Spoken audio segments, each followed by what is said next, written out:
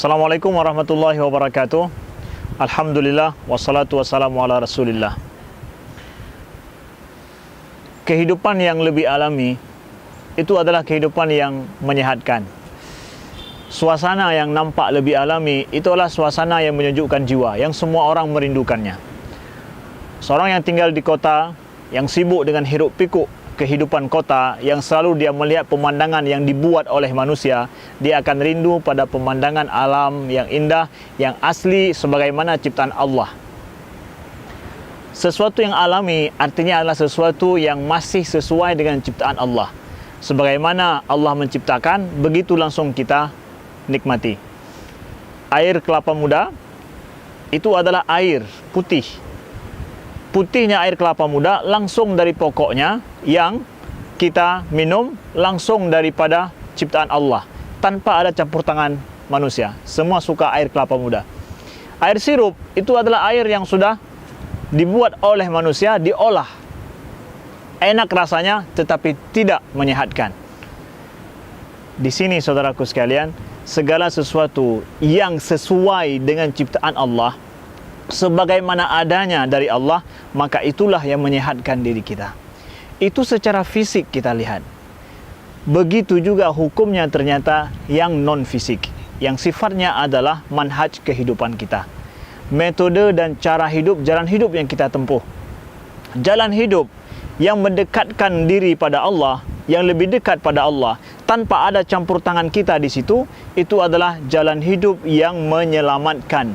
Kalau ini air yang menyehatkan tanpa ada campur tangan manusia sebagaimana adanya dari Allah, maka jalan hidup yang kita tempuh hari-hari juga sebagaimana adanya dari Allah, tanpa ada campur tangan kita, tanpa ada sesuatu yang sifatnya adalah pembangkangan dari kita, maka itu yang menyelamatkan hidup kita. Politikus yang selama ini dia congkak, yang selama ini dia berbuat sesuatu yang dilarang daripada Allah, sesuatu yang di dalamnya ada penipuan, yang di dalamnya ada pemalsuan, yang di dalamnya tidak ada pembelaan terhadap agama Allah, kapankah akan kembali kepada jalan Allah? Menjadi politikus yang sesuai dengan jalan Allah itu akan menyelamatkan kita, menyelamatkan juga rakyat ini, akan menyelamatkan bangsa ini. Seorang da'i yang betul-betul dia da'i mengajak kepada jalan Allah yang alami sebagaimana Allah inginkan, itu akan menjadikan rakyat ini akan lebih baik, tanpa ada nafsu dari dalam dirinya untuk menjadi masyhur, untuk menjadi kaya, untuk mencari materi.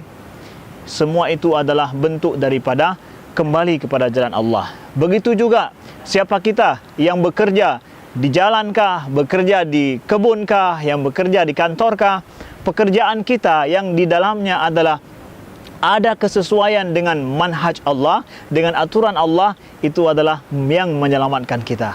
Maka manakah jalan yang kita tempuh? Jalan yang alami, manhaj hidup yang alami sebagaimana adanya, atau manhaj hidup yang kita buat sendiri, seperti kita minum sirup tadi.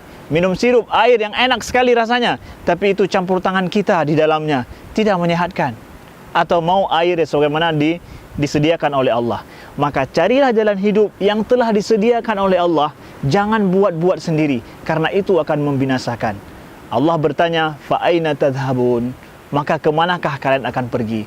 Pergi di atas jalan Allah yang telah disediakan, atau pergi di atas jalan yang kita buat sendiri, yang itu nantinya akan membinasakan kita.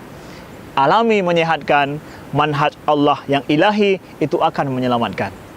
Assalamualaikum warahmatullahi wabarakatuh.